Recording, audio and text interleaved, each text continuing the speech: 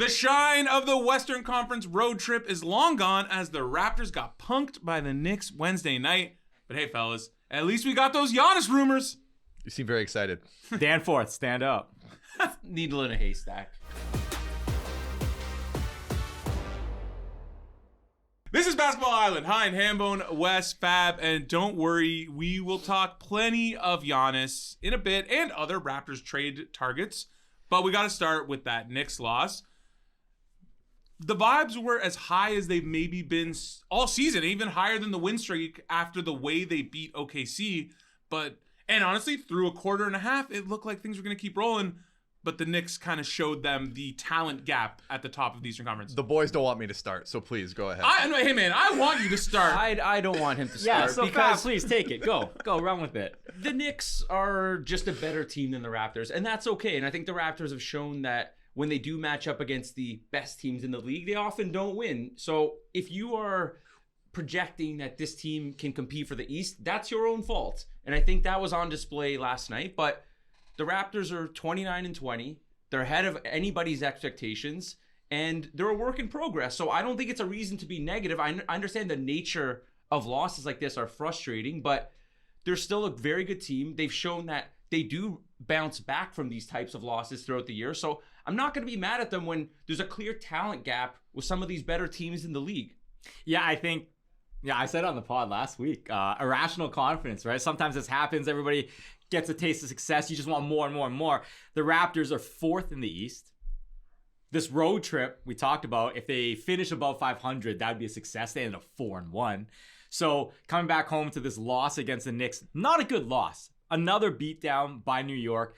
Haven't beaten them since this trade, but there were elements of it that you should take away positively defensively. They showed some things that they've proven now they can execute against other superstar opponents that they do well and has worked for, in this case, a quarter or two.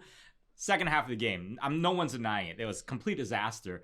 But, to expect them to be able to come in and to continue the success, you're asking a lot against a team that's supposed to be a championship contender. But Hold on, clear out. Yeah, we'll clear out. Give them the space. Listen, I just don't want to go full negative because I get it. It's a bad loss, but you can't say, oh, we got to burn the place down. First of all, no. So there's no arson, all right? No burning.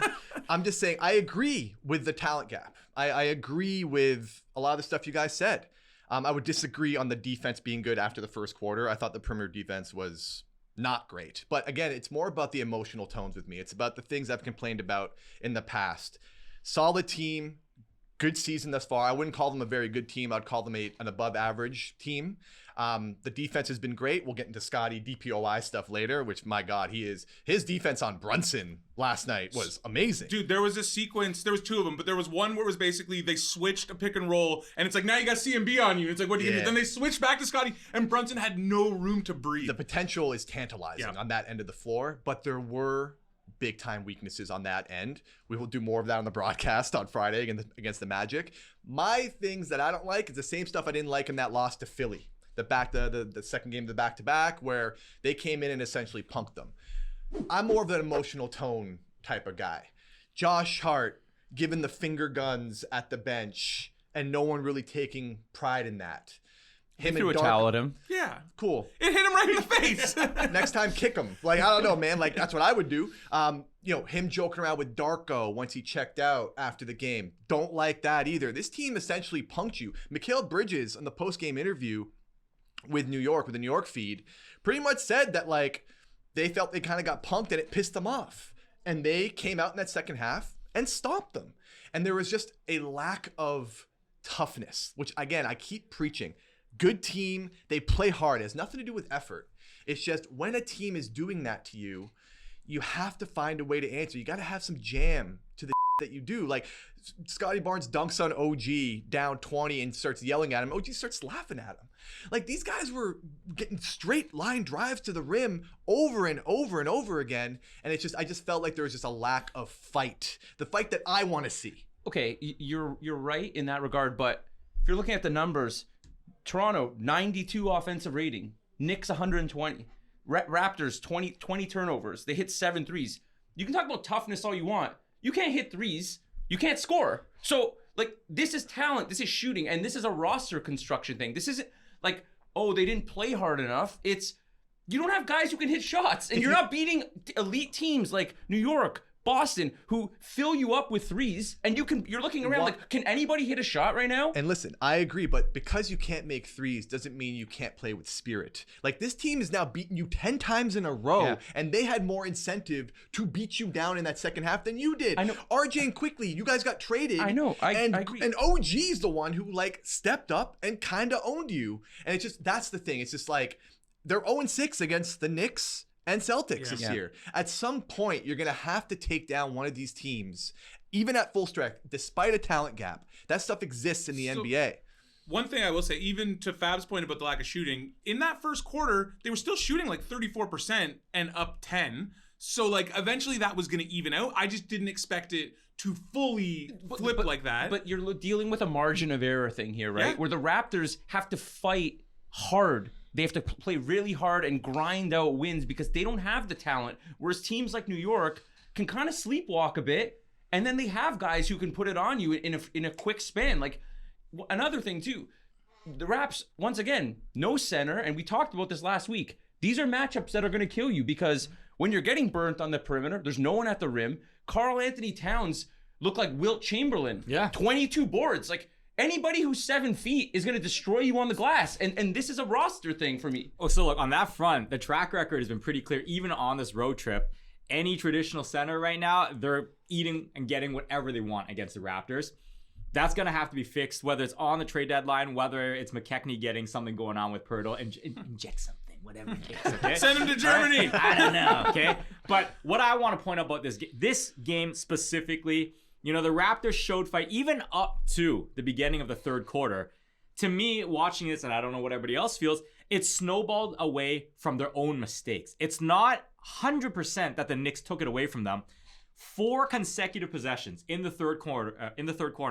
Turnover, led to fast break points for New York. 8 turnovers in that final 8 minutes of the game. That's when they went on a 22-point flip. And that's where the game got taken away. So New York, they weren't hitting shots before, and then in that run when they're in transition, every single 3 went down. So my point being is, Toronto, they held their own up into the first half, and what was it? They had a few-point lead.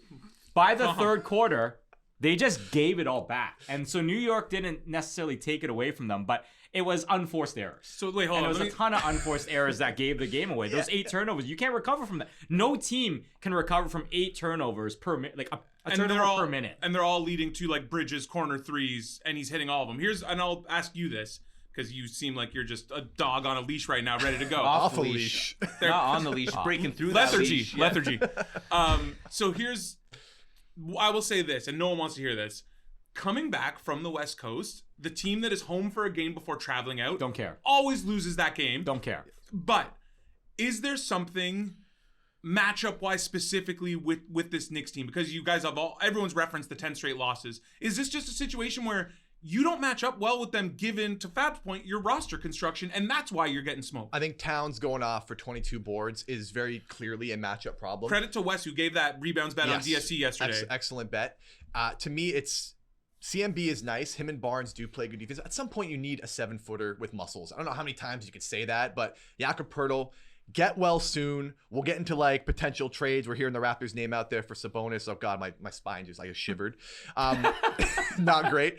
To me, it's like, I think what the Knicks did in that third quarter is they smelt blood. They were a lion on a gazelle. They smelt it, they tasted it, and the Raptors could not get out of their own way. To their point, that's a lack of mental toughness, in my opinion. When you turn the ball over and over again. Like when the Knicks took a 1-point lead and Mukhalishvili turned it over to OG, like that was a jittery pass. I think Manuel quickly showed a lot of jittery moments in that game. Well, he didn't want to shoot. He didn't want to shoot. That, yeah. Barnes threw away a lot of careless passes. Yeah, and it was on everybody. And if you want to get to the minutia of it, the line drives that New York had, the straight line drives to the rim, were already appalling. But the offense in the third quarter was too Brandon Ingram centric. Oh, yeah. It was a lot of ISO ball. Yes, and that led to the lack of cohesion and rhythm. But the Knicks kind of force you into that because you're looking around. It's like they kind of beat you with their wings match up well with the Raptors.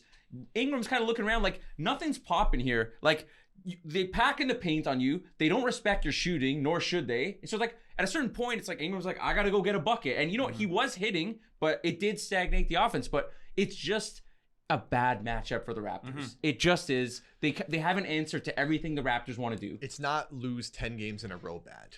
You know what I'm saying? Like that's my you sometimes you need a little extra juice. Something Or like to the get you over personal hump. pride to be like, we cannot let them punk us like this. Especially Emmanuel quickly. Like you got traded. Yeah. And like RJ too. I would have liked And to see RJ a RJ. little more aggressive. I don't think RJ is 100%. He's eye not. test Yeah, wise, for sure. he does not look.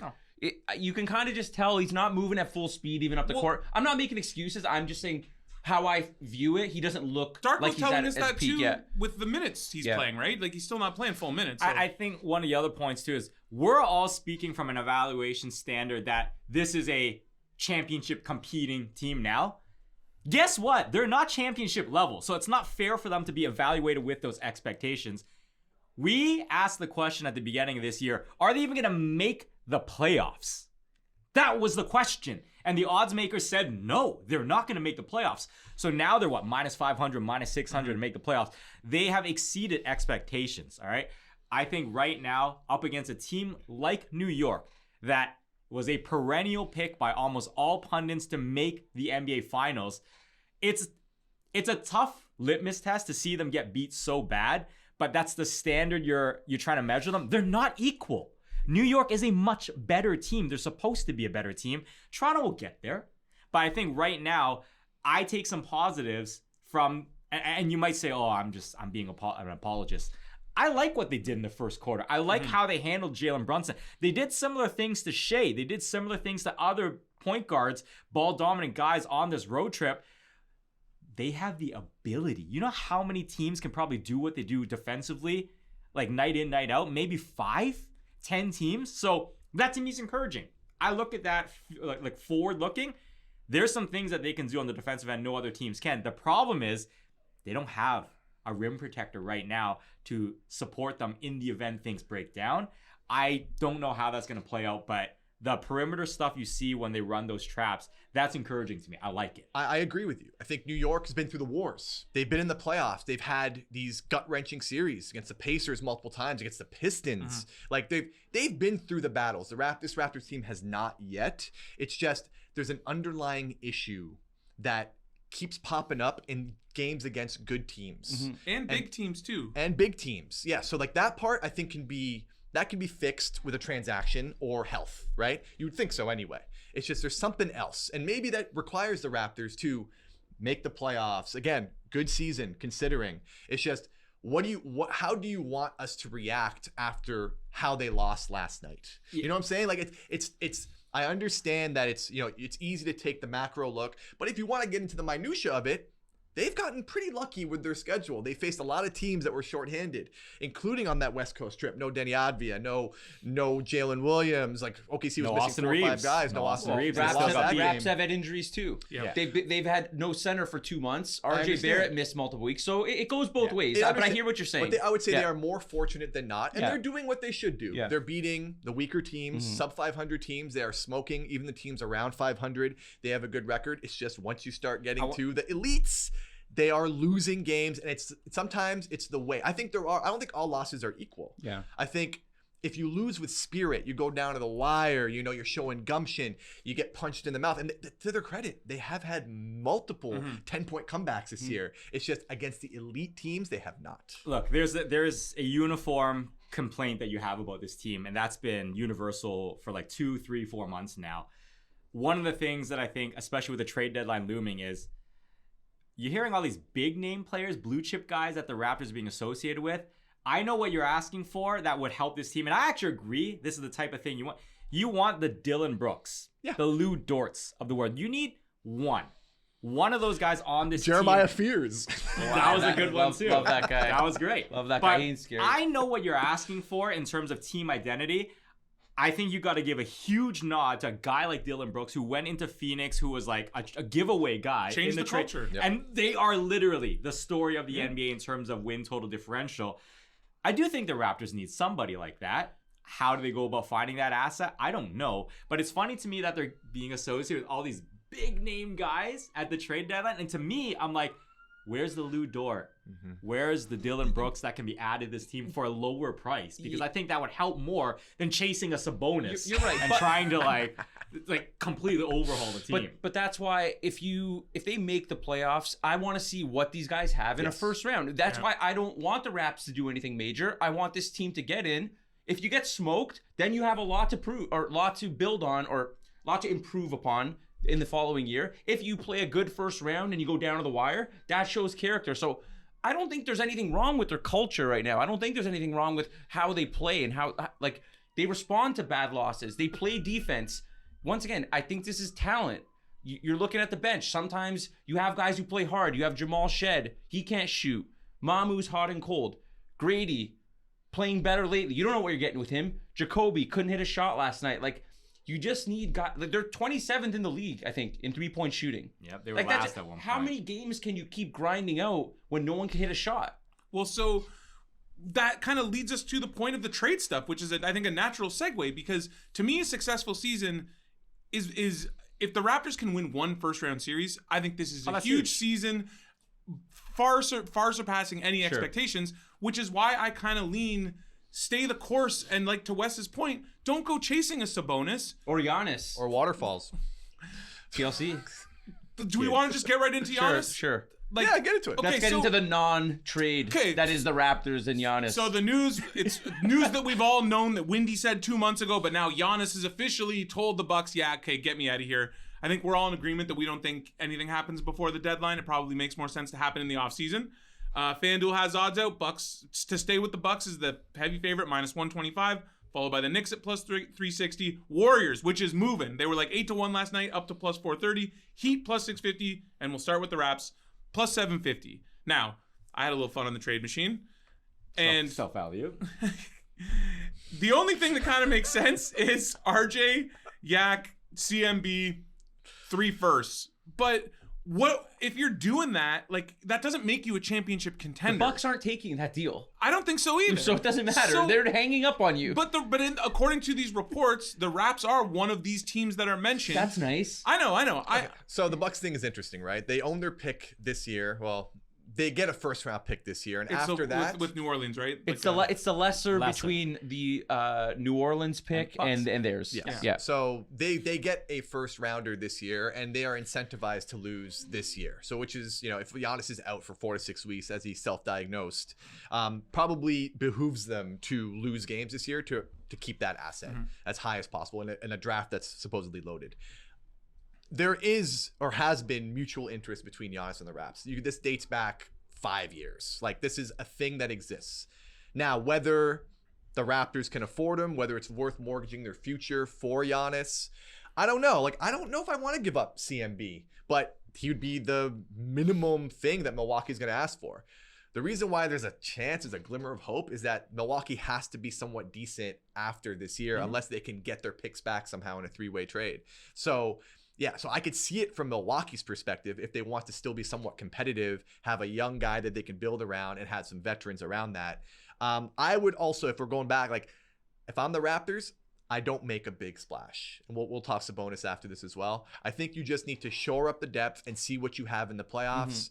However, if Giannis says, I want to go to Toronto, and CMB is the price with Pirtle, with Quickly or RJ, whatever the trade is, it's hard to not trade for the best player in the Eastern Conference, especially if he's showing interest in coming to your city. Listen, I think somebody like Giannis shows up in Toronto and there's an actual trade that you can do. You do it no matter what. I think this is we learned that with Kawhi. You take your swing when they come.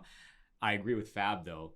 Every other offer that's going to be on the table is probably better than what the Raptors can give. So them. What do you think is the other? I think Atlanta probably has the best offer. I mean, look, we can run through this. I just want to stick on Toronto for a second here and point out that I think the dream is nice. It's great. If Giannis for some reason says, I have to show up on Pape, and that's where it's going to be, all right? This is it. No discussions about it, all right? Danforth, stand up. If he makes it a demand and they play ball, great. I think the Raptors, they mortgage their future to try to run this little window they have. I just don't think if you put apples to apples and Milwaukee's not worried about Giannis's feelings and about their own future, the Raptors offer will just never be the top one. Yeah, I don't think they have the best package compared to all the other teams who are in the mix. And I don't think they're, even if they acquire Giannis, does that make them a championship contender?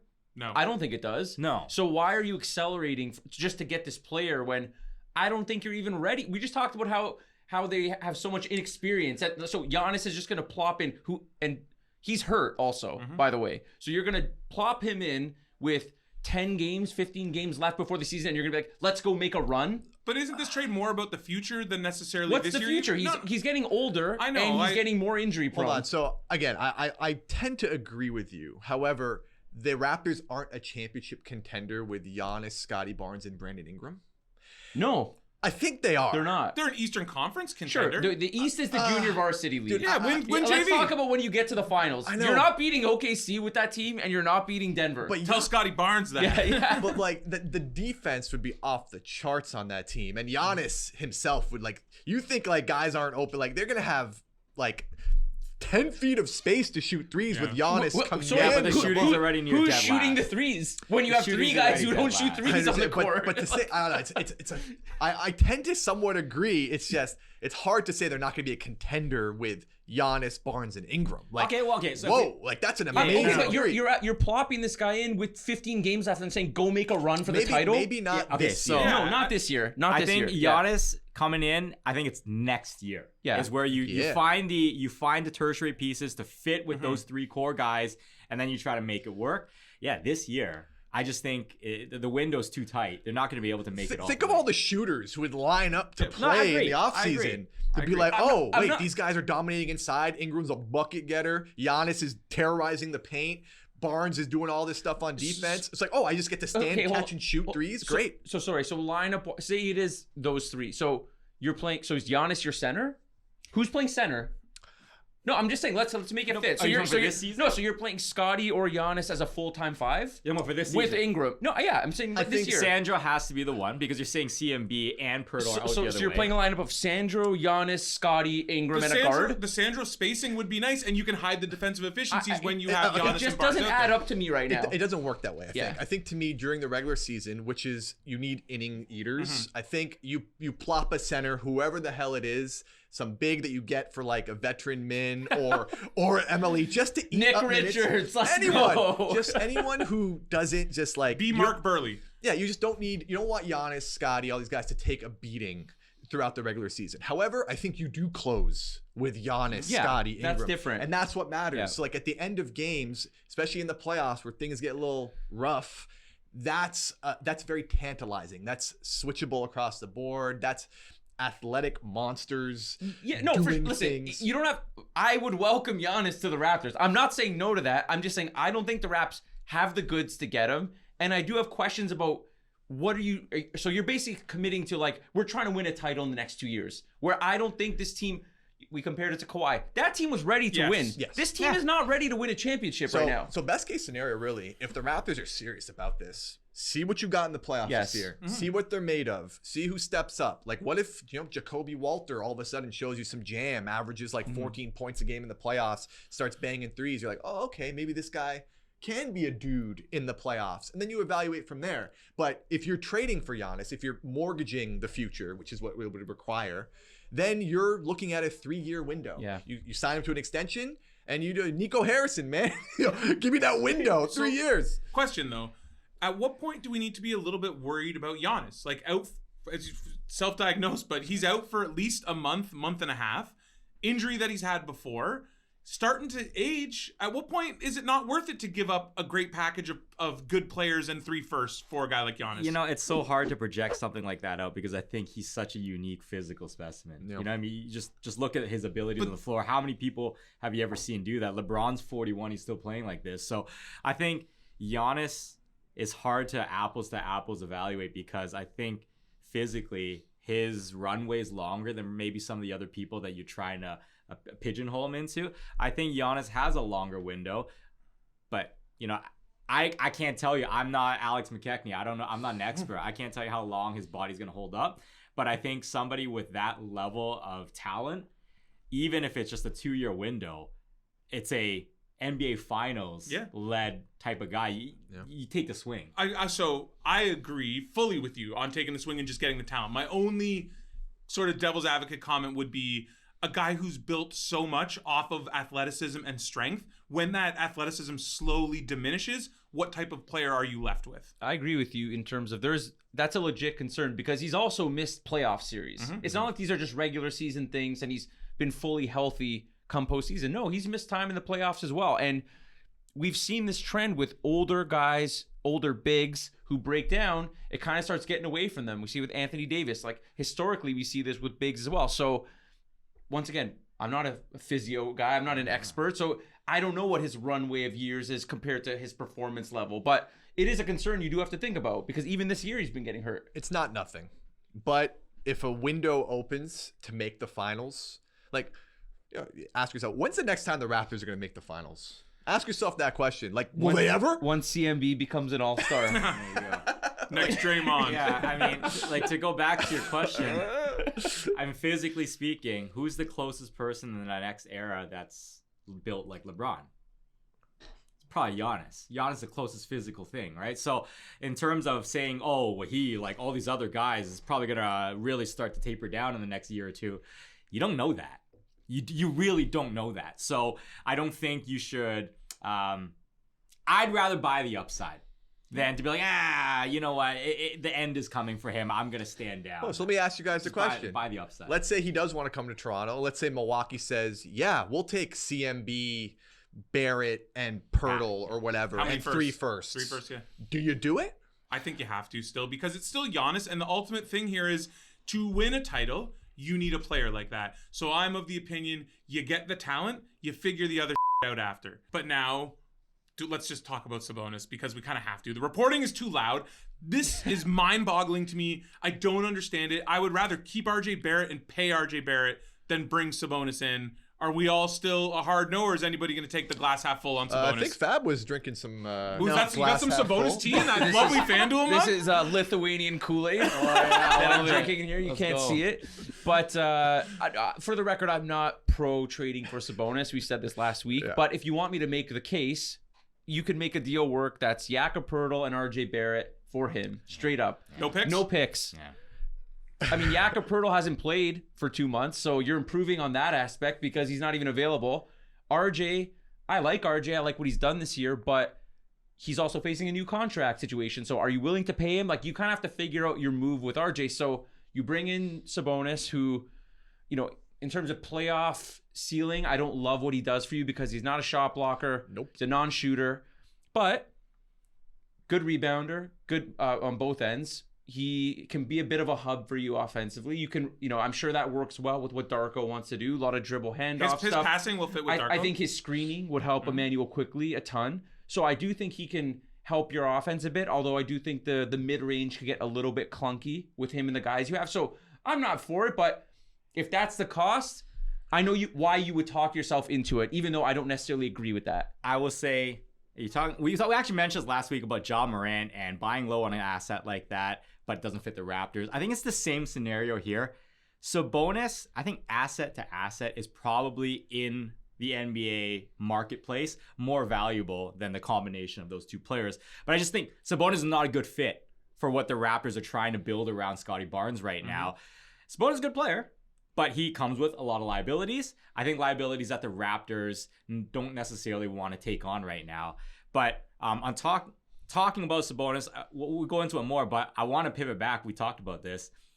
Sabonis would have to get covered so hard by Scottie Barnes' defense in order for that fit to happen. We're assuming kind of like Yak's not coming back this year. That's what we're saying, right? Well, I think I hope he does. no. I think he should come back, but we just don't know how much can he be relied upon. Yeah. He can come back, and then a week later his back is flared up again. So I'm using this as a pivot opportunity to bring up, if this happens, Sabonis ends up on the Raptors, like, what defensive player of the year level does Scottie Barnes have to play in order to cover for a guy like Sabonis and for them to actually see an uptick in wins? It's a very hard ask, but I want to do it. I want to tee you up, okay? You're hearing a lot of DPOY noise out there about Scottie Barnes, okay? Connor, Run the flashback, okay? Because we need to take a victory lap. Scotty Barnes. So I mentioned it earlier. Scotty Barnes is value city. 30,000 on FanDuel right now. You saw that's over 2 months ago that you brought this up when you first brought it up. Let's also add too, this line is dropping. This was 50-1 when we did our DSC hit yesterday, Wes. It was 50-1. What is it right now? It's 30-1. 30-1. And Hambone, what did that lovely dude. clip give out? What was the number? It was 300-1. And thank you. Hey, you know what? You told us, and I'm glad you did. Because we all jumped in.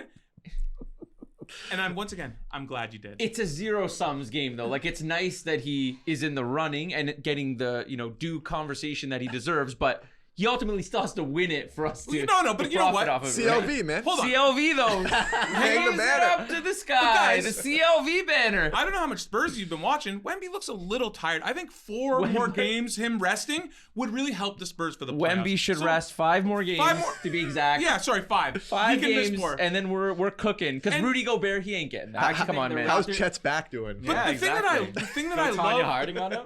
Whoa. Where's Now- Jeff Galooly? I'm just kidding. That's a joke. All it took was just the American media. You know what it was? He needs the moment. And that block on Chet was the moment that the American media woke up and realized that specifically you have been saying for 2 months now. The block on Chet, the block on Sexton, like there's been multiple moments where he actually has a highlight reel to Great highlight support package. his defense, and like to put a bow on the whole thing. So it's like, yeah, he's the best defender on a team that employs average level defenders. Yes. especially with That's Pirtle the out. strength here. And they are top 5 in the league. 6 now. 6. Yeah. Whatever. After They're that hovering. Knicks debacle. Yeah, they're hovering, right? They're hovering up and down. Like sometimes they're 4, sometimes they're. Yeah. It's like, and he's the only dude that can defend across the board. This is without Jakob Poeltl in the lineup. CMB can we talked about it before. This stuff also too. He's a rookie, though. I know. Right? But even Shed yesterday, there was situations yesterday with him and Shed switching where it's like you can really. I love that Scotty has some help. Yes, and that fact that CMB and Scotty on the floor together, you add in Shed, like the numbers are pretty outrageous defensively. That's all great. That's all nice and dandy. To put a bow on it, you really want Scotty to earn this. If you add Sabonis, And that's exactly it. They need him Like, for what- DPOY. What Actually more? make it happen. What more are you gonna ask of our boy to now also cover up for Sabonis' Okay, but hold lack on. of defensive versatility? Sabonis isn't less of a liability than no center. Like come on, he can at least defensive rebound. Fair, but like CMB is better defensive Yeah, than Sabonis no, right now. It's just I think the whole thing with Scotty, he deserves it. The fact that he's like plus 3,000 right now, that's not good enough. I'm actually shocked that He it should be has lower. not. He Should should be be way low, lower. yeah. Him and Gobert should be equal. Gobert's in not odds. winning a 5th one. No, He's no not chance. the greatest defender of all time. Like let's get Gobert out of this conversation. I Like still sorry, think man. there is value on it right now, like presently. Like there is value. He leads the league in clutch blocks, leads the league in overall stocks. Like to me, it's just the value right now is still insane. I think at some point soon, especially if he gets named an all-star, which the reserves are being announced on That's gonna February happen. 1st. It is. He's a lock. I think that will elevate the value. And yeah, he should be on par with Yeah. Gobert odds-wise. And just to put again, to Another reference- bow. Multiple bows. We put 3 bows on this. Hey, another bow. It's the gift of Scotty DPOY. It needs many bows. Bowing it. Here we go. This is the Sabonis stuff again. Sabonis? Yes. Shut up, man.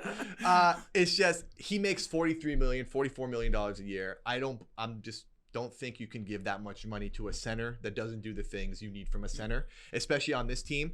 It just makes the Jakob Poeltl extension look even worse because he's about to make $30 million, go into like You want the late exact 20, bonus 29. numbers? It gets bad. It's 42.3 this year, 45.4 next year, and then 48.6 Yeah. after for 27, 28. And I'm on record saying the Raptors, at the very least, if you don't have a 5 that can shoot the 3, you need them to protect the rim at an above He doesn't average do either. rate. And I agree. Good news, I he agree. doesn't You, either. you need one or the other. Yep. Does Yeah. neither. Poeltl at least does the rim protecting stuff. Kind of. Get well soon, please. Yeah. Sabonis is good for some team out there, not the Raps. Yeah.